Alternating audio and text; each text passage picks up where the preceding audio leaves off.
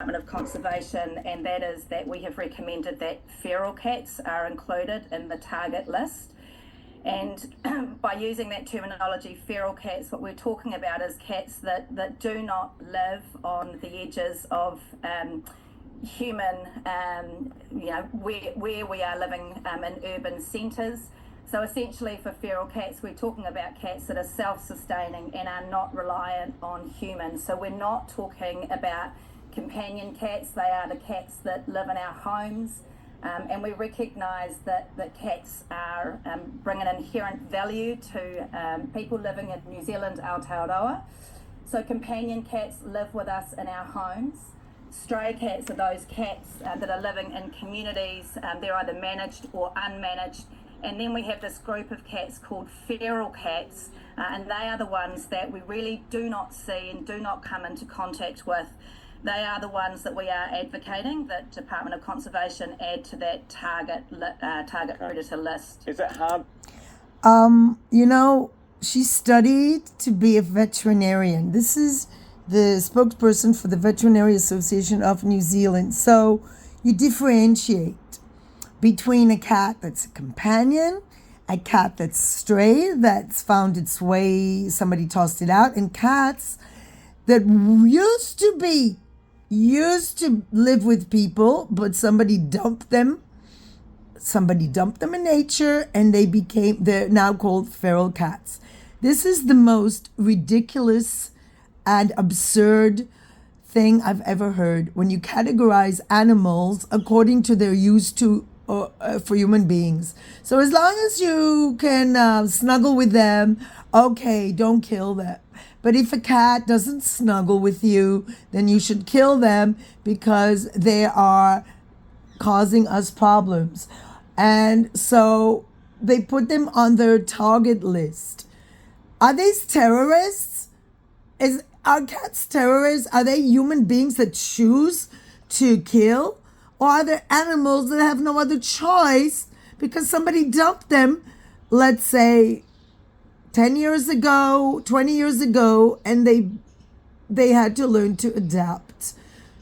They had to learn to survive.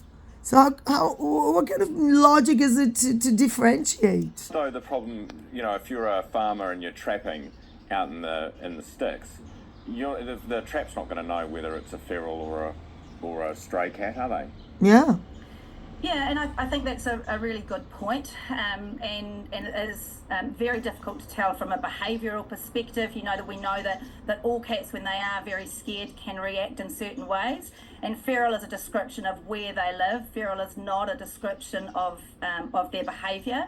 But I think, just to be clear, we're talking about cats that are living a long way away from where people live. Okay.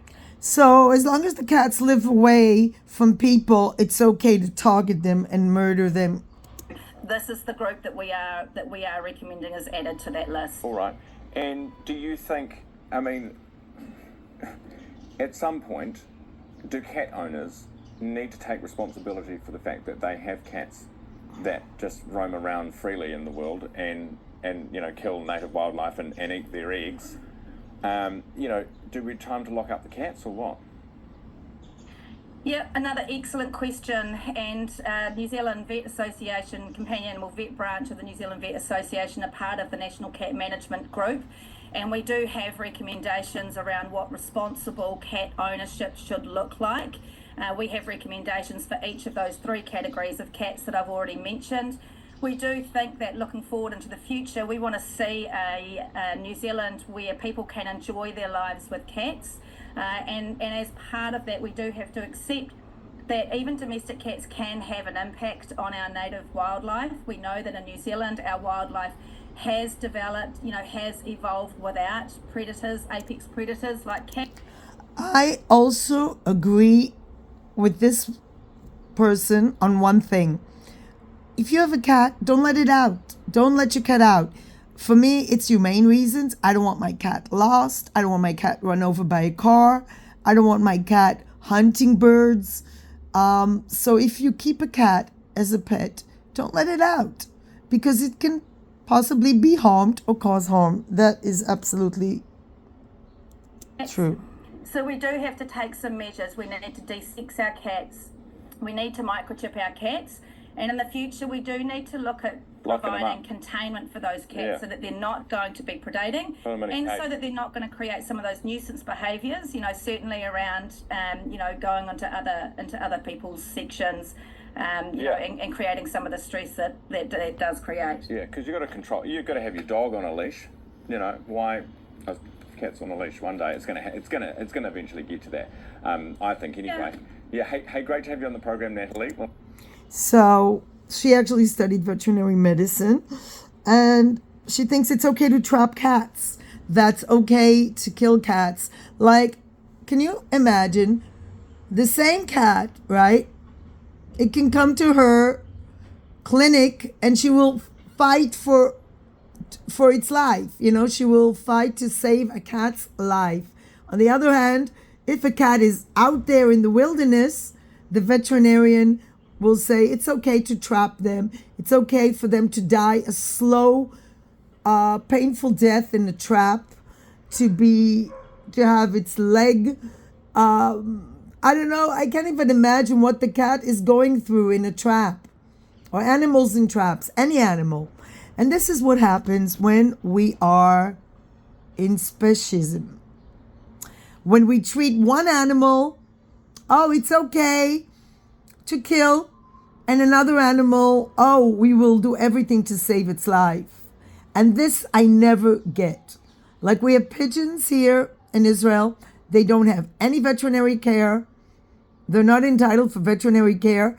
But if it's if it's like another animal, then it's treated differently.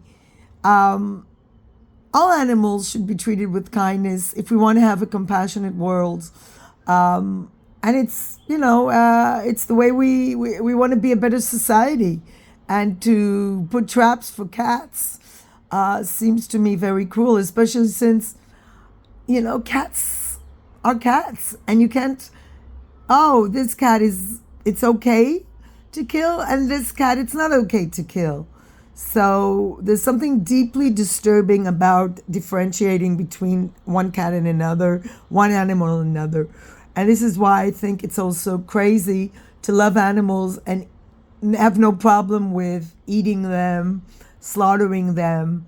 What is the difference between a cat and a cow? What is the difference between a pig and a dog, and a lamb and a kitten? If you're cruel to one animal and kind to another, that's hypocrisy. And this is hypocrisy for you.